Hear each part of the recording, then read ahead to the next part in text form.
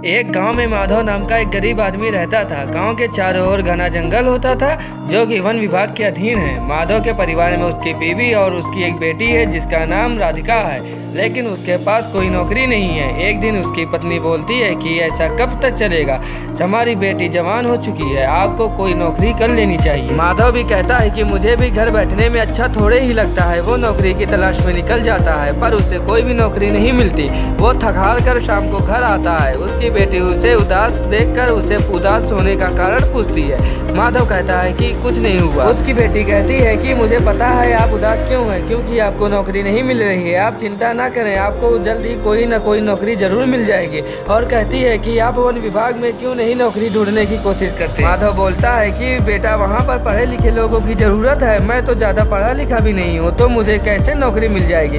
लड़की बोलती है कि आपको लकड़ियों के बारे में ज्यादा जानकारी है, हो सकता है उन्हें आप जैसे किसी की जरूरत हो। माधव ठीक है बोलकर चला जाता है। अगले दिन वन विभाग जाता है और नौकरी के बारे में पूछता है। कर्मचारी उससे पूछता है कि तुम्हें क्या काम आता है। माधव बताता है कि मैं बढ़ई हूँ, मुझे लकड़ियों के बारे में सारी जानकारी है। कर्मचारी बोलता है कि हमें ऐसे ही किसी की जरूरत थी, तुम आज से ही काम शुरू कर दो। माधव नौकरी पाकर बहुत खुश होता है और काम शुरू कर देता है। वह अच्छी लकड़ियों को अलग कर देता है और दीमक लगी लकड़ियों को फेंक देता है और काम करके शाम को वह घर लौट जाता है। उसकी बेटी उससे पूछती है कि आप कितने खुश क्यों लग रहे हैं। वह बताता है कि उसकी नौकरी वन विभाग में लग गई है। लड़की बहुत खुश होती है और कहती है कि अब से मैं कोचिंग जाऊंगी। राधिका कोचिंग जाने लगती है। माधव के घर की स्थिति सुधरने लगती है। एक दिन वह लकड़ियों में से अच्छी लकड़ियों को एक तरफ और दीमक लगी लकड़ियों को फेंक रहा था। तभी उसके मन में एक उपाय आता है। माधव सोचता है कि क्यों ना इस दीमक लगी लकड़ियों को मैं घर ले जाऊं, कभी न कभी तो काम आएगी। तब से वह दीमक लगी लकड़ियों को घर ले आता है और अगली सुबह फिर से वह काम पर चला जाता है और शाम को दीमक लगी लकड़ियों को घर ले आता है। ऐसा वह रोज करने लगता है। एक दिन जब वह लकड़ियां ले ही जा रहा था तभी एक लेडी कर्मचारी उसे देख लेती है और उसे चोर कहती है। उसके सफाई देने पर भी वह नहीं मानती है और उसे काम से निकाल देती है। माधव घर आ जाता है और बहुत उदास होता है। तभी उसकी नजर उन लकड़ियों पर पड़ती है।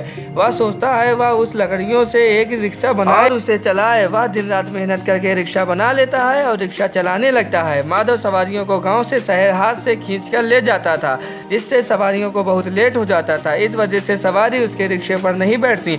वह उदास होकर घर चला आता है। घर पर राधिका उसे बताती है कि उसका एग्जाम आने वाला है, मुझे शहर जाने के लिए कुछ पैसे चाहिए। माधव कहता है मेरे पास पैसे तो नहीं है, लेकिन मैं तुम्हें अपने रिक्शे से एग्जाम सेंटर तक भेज दूंगा। राधिका कहती है कि इससे तो मैं समय पर नहीं पहुंच पाऊंगी। माधव सोचने लगता है कि राधिका को कैसे एग्जाम सेंटर तक पहुंचाया जाए। वह सोच ही रहा होता है तभी उसकी नजर जंगल में पड़े एक खराब गाड़ी पर पड़ती है। वह उसका इंजन निकाल लेता है और रिक्शे में लगाने की सोचता है, लेकिन इंजन लगाने पर उसे रिक्शे में कुछ और बदलाव करना पड़ता है। वह उसमें बदलाव करता है और इंजन फिट कर देता है और अगले दिन वह राधिका को एग्जाम सेंटर पर छोड़ देता है। इस तरह वह सभी को जल्दी गांव से शहर पहुंचाने लगता है। तो दोस्तों, अगर आपको वीडियो पसंद आ रही है तो वीडियो को लाइक और चैनल को सब्सक्राइब कर लें और बेल आइकन पर क्लिक करके ऑल पे सिलेक्ट कर लें, ताकि जब भी हम वीडियो चढ़ाएं तो सबसे पहले आपके पास पहुंचे।